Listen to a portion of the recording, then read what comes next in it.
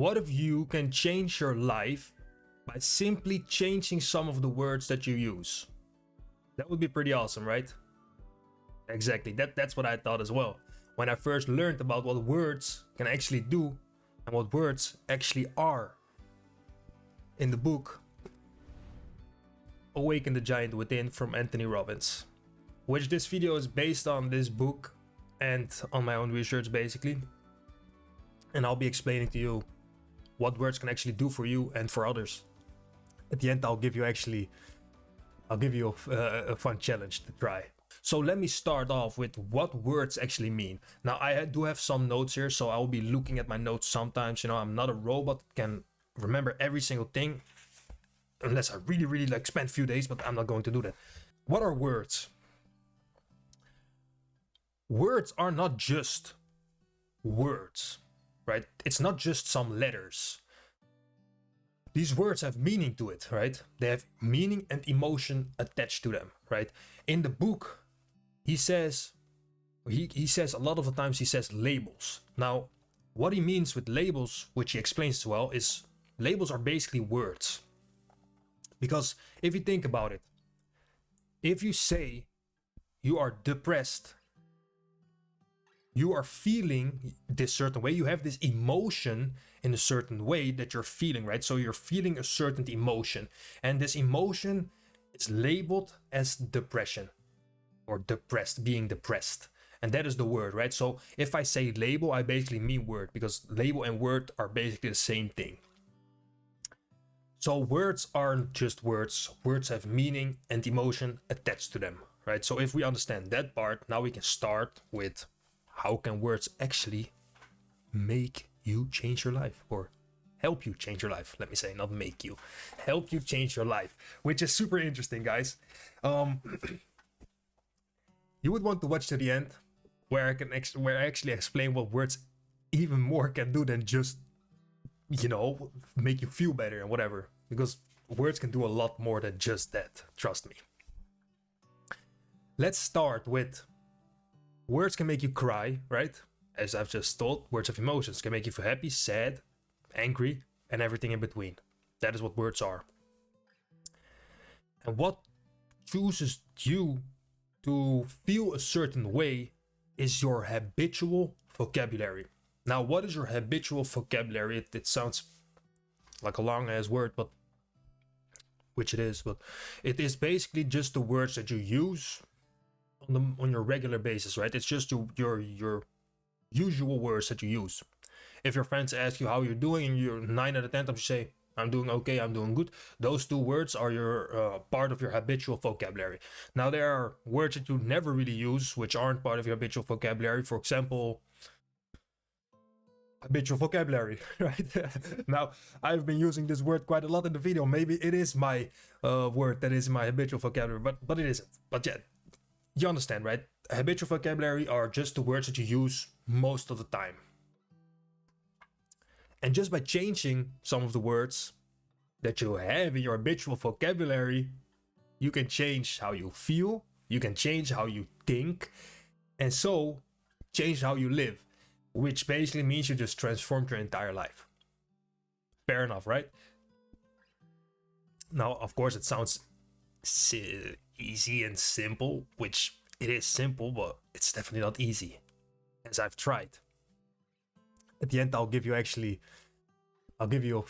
fun challenge to try, which you're not gonna like that much in the beginning, it is fun, but it's hard. So if you're up for it, see you at the end. Now, it can change how you feel, think, and live. As an example for this, because how would that work, right? Let's say if you normally say, I hate doing this thing, I hate living in this life, or living in this house, or home, I like to say, right? There's a difference in house and home. See, that's just the words you use.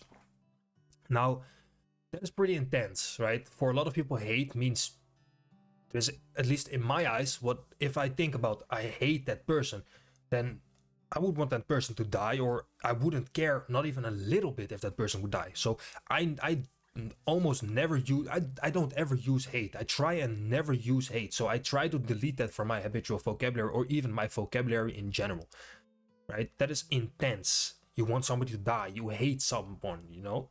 That is what I feel. That is my emotion and meaning toward the words, like attached to the word hate. Now, maybe for others that isn't as much. Now, for me, if I say I hate this, sometimes I say it and I don't even think about it, the word. But if I think about the word, I'm like, oh, no, I don't hate it. I say I don't like this word, or I don't like this person. See, and that is just by changing some word, you can change how you feel, right? If you say, instead of I hate doing this, you say I prefer to do something else. See how that just is not as much as I hate doing it. And you can do this here as well, right? The word hate, as I said, it's very negative. And so in the book he says empowering and disempowering words, and just empowering and disempowering things in general. What you want to do, which we'll get to, which is, it's very nice. It's very nice. But yeah, okay. So words can change your life by just changing them, right? First, you need to know what words you use in your habitual vocabulary in order to even know what to change. So what I ask you to do is, in the coming days, just try and see what words you use most frequently and write them down in your phone notes or on paper. On paper, it's always better to write things down for some reason. Don't really know why anymore. I forgot. But yeah, write them down so that you know some words that are very frequently used in your life, right? And if you see that there's a lot of bad, negative, disempowering words, there's a good chance that you feel disempowered or feel bad a lot of times, right? Let's say, right, you can change somebody else's life by using certain words, right? If you're a parent, which would be pretty awesome, I would like to have kids one day as well. And I'm gonna remember this because I think that this is very, very, very, very important actually for parents in general. Because if you're not a parent, you don't have a kid, so you know. But towards other people, if your kid comes home and he has bad grades, right? He has bad grades, and you tell him, you didn't do good enough, you're stupid, you're not as good as him, you know, how can you not have done this, right? Are you dumb, right? You label him as being a stupid person, as being dumb. And it might not feel like that, but that is the emotion that you're sending him, right? Because you're throwing words with the emotion of being stupid, being dumb. You're labeling him as that. Now, I'm pretty sure that that will not empower him or encourage him to try and get better grades. And even if it does, at what cost, right? He will probably not like you. He will probably resent you for it because it's like, I don't like Papa, and now he's a mama's boy, right?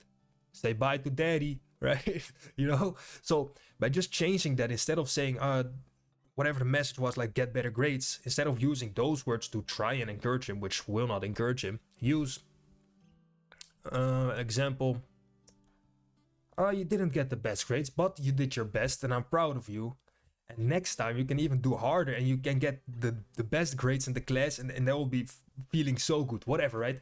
Changing some words, it's the same message, but just by changing some words, he will be happier and he will be like, oh, okay, yeah, I can do my best better. And that will encourage him to do it, right? Just because you change some words, and it's basically the same message as your grades aren't good enough, you need to get better grades, right?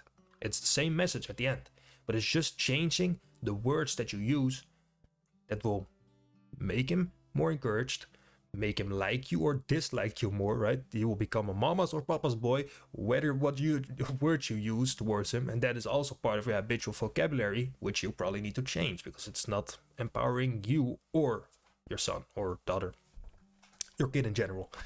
Now, this doesn't work only for kids, of course, right? If you call your friend stupid or ugly, or you see him, hey, what's up, ugly? It might not affect him, but maybe it does deep down, right? You don't really know. And why would you even take the chance, right? Even if you say, hey, what's up, ugly ass? Right? You might think, we do that for fun always, but it actually can hurt him, right? Instead say, hey, what's up, handsome? And then, joke around a bit. That empowers him more than saying, hey, what's up, ugly? right? Even though you're still joking around. So yeah, just changing some words can change how you feel, whatever. And that is just not only for you, it's just for the people around you as well. Especially encouraging and making them feel better. It's way better than disempowering them, right? At least that's how I feel. If you feel the same way, let me know. I think that is awesome if you do.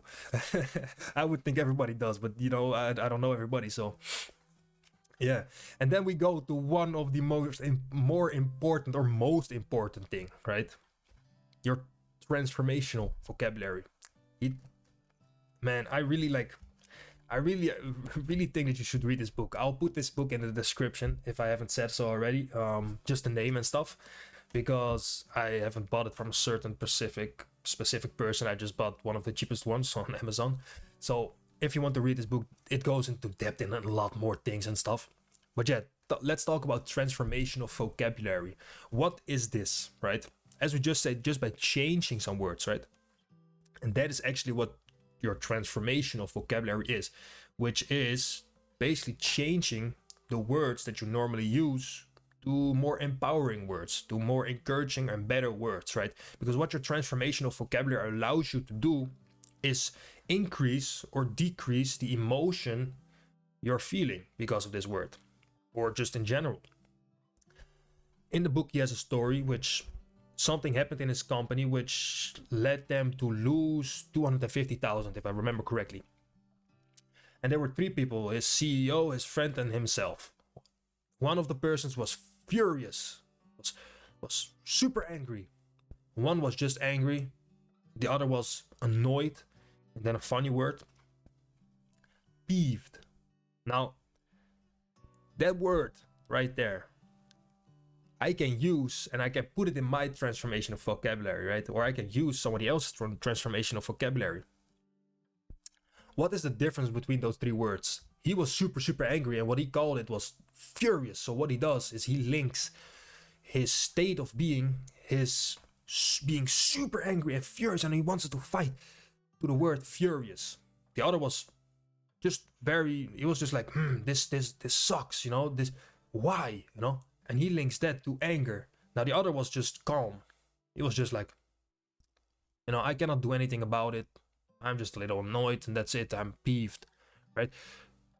Maybe if he used furious, if he used the word peeved, he wouldn't be as angry. I'm almost 100% sure, because unless he thinks peeved is the same, right? If he links that emotion to the word peeved, he will still be very aggressive. And that's also the thing. Like, some people, as I've said with hate, some people have a different emotion to the word, right? And that is just different. But most of the time, it's the same, because you have like these words that is just generally all over the world. He calls it global vocabulary, I think, which are just words that are generalized all over the world, and everybody has basically the same meaning. Now, some maybe a little more than others, but yeah. So instead of, for example, let's say when I feel like I'm getting angry, instead of saying, "Oh man, I'm so angry, I'm so pissed off," right? I'm furious, right? This just intensifies everything, right? This intensifies your anger even more. And why would you want to do that, right? You want to calm down. You don't want to get angry for no reason, or even with reason. You'd rather not be angry, because you cannot make correct choices, cannot make the right decisions when you're angry. Everybody knows that, and if you don't, now you know. That's why Navy SEALs, and that's why everybody there in the army needs to stay calm. It's important. So instead of using, "Oh, I'm so angry, I'm furious," if I just use, "Oh man, I'm peeved," like every time I use the word, I cannot get angry. I just laugh. And that is what you need, right? You need a word that is so strange to you, so weird, that it makes you, for example, laugh when you're getting angry. Or it makes you smile and makes you laugh and makes you happy when you're starting to feel down. Because you want your patterns to interrupt, right? That's what your transformational vocabulary is there for. If you're getting angry and you have a word that is in your transformational vocabulary, and you use that one instead of your habitual, eventually it will become your habitual, right? Same as that person, he's calm in the situation. Why? Because he has changed his habitual vocabulary by using his transformational vocabulary. So normally, maybe 10 years ago, he would have used anger or angry, and now he used peeved, right? So changing that word, you won't feel angry. And doesn't have to be peeved, but if you think about it, peeved is a very strange word in my eyes. I've never heard of it before reading this book. And when I use it, when I feel like, oh, I'm getting pissed, and I say, I'm peeved, I am not as pissed as I was before, right? Try it, like for real. And you need to just practice this, you need to consciously try to do this, because otherwise it won't work. You need to really like focus on it. Because those habitual words are very, you're accustomed to using them. It's just so natural, you don't even think about using them. And by using the transformational, you need to think about using them. So when you feel like you're getting angry, try as fast as you can to use some weird word that you put in your transformational vocabulary, and you'll see that you're not going to feel the same way. It's going to lessen or increase, right? Because that's what it can do as well, your transformational. Lessen your emotions, increase your emotions. So by using peeved, when you're getting angry, you're going to lessen your anger. When you're depressed, instead of saying depressed, I'm not on top of it right now, it will decrease, right? It has a lot of words, this book. It has a lot of words for... These are all bad words and on the other page, and then there's a page for good words. Instead of saying depressed, you can say, I'm on the road to a turnaround, which already decreases. You're not going to feel as depressed if you say I'm depressed, because when you say I'm depressed, you have this emotion of laying in bed all day. That's what depressed is. Like, you feel bad, you don't want to be here, you don't want to do this. But if you say I'm on the road of a turnaround, it's not, oh, I feel bad, I feel this. It's just like, okay, I'm maybe not doing that good at the moment, but I'm going to be doing way better because I'm on the road to a turnaround, right? Just by changing a word. So transformational vocabulary is very important, because you're throwing away your habitual vocabulary, like most of the words. Now, I'm not saying that you cannot ever use your habitual vocabulary, but with, for example, your negative or disempowering words, why wouldn't you want to decrease it, right? Very important. Why would you want to feel depressed a lot, or feel angry for no reason? This can also be used to increase your positive emotions, right? If somebody asks you how you're doing, and normally you just say, I'm doing okay, or yeah, all right, or can't complain. Instead of saying that, you can say, I'm ecstatic, I'm fantastic, man, I couldn't do better, right? You see how that already, like, it's gonna be weird in the beginning because you're not used to using the words, right? That's what your habitual is. It's very natural to you. But if you use different words, your friends and stuff are gonna be like, huh? What did you just say? They're gonna be like, well, that's weird. But you're gonna feel a lot better, right? You're gonna have way more in it. Like, if you say, this is the best day ever, instead of, I'm doing okay. You see the difference? You cannot say like this, I'm having the best day ever. It doesn't feel natural. It doesn't feel good. If you say, I'm having the best day ever, right? You say it with this emotion, and it's heightened. And with good emotions, it's good. And with negative, you want to put it down. Very logical in my eyes, right? Now, actually, what this book taught as well, it's words can not only affect you mentally, words can affect you physically. He talks about a doctor who had 12 years of experience and over 12,000 patients. And when they got labeled with a certain disease, like cancer, like heart disease, their immune system decreased. Now, what does that mean? They got worse because of a label, because of a word that was attached to them. If you tell someone he's learning disabled, he has ADHD, he is gonna be more hyper. If you label him as learning disabled, he is gonna have a harder time learning. If you label this person with an illness, their immune system is gonna decrease. Now, the opposite is true, luckily, as well. When you remove the label, when they're freed from that label, when they're not learning disabled anymore, all of a sudden learning is just a little easier. When you remove cancer, the label cancer, or remove heart disease from it, it is actually proven that their immune system gets a boost. Now, what this means is words cannot only change your life, how you feel, how you think, Words can produce illness, and so words can even kill. And that is why I'm making this video, because I think it's very important. When I read about this, it shocked me because I didn't think about this in any way, right? I didn't think about the words that I use. What does it matter? And it's very important to understand that the words you use can actually do damage to your own life and improve your own life. So really, this is the challenge that I wanted to tell you. For the next 10 days, or no, for the next week, I didn't think the 10-day challenge is the words. Let's just do this. For the next week, I want you to really focus on the words that you normally use. And instead of using those, try and use your transformational vocabulary. Try and use those weird different words that you normally wouldn't use to basically break your own pattern. Instead of saying I'm depressed, say I'm not on top of it, or I am on the road to a turnaround. Instead of saying I'm doing good, say this is the best day ever. I cannot feel better. Instead of saying I am angry, I'm furious, I am peeved, and just see what the difference is. What harm can it do? It can't. Again, if you want to read this book yourself, I'll put the name of it in the description. I hope that it helped you out. Let me know if you liked the video. Don't forget to subscribe. Would appreciate it. And I'll see you in the next one. Have a nice day. Have an awesome day. Have the best day of your life.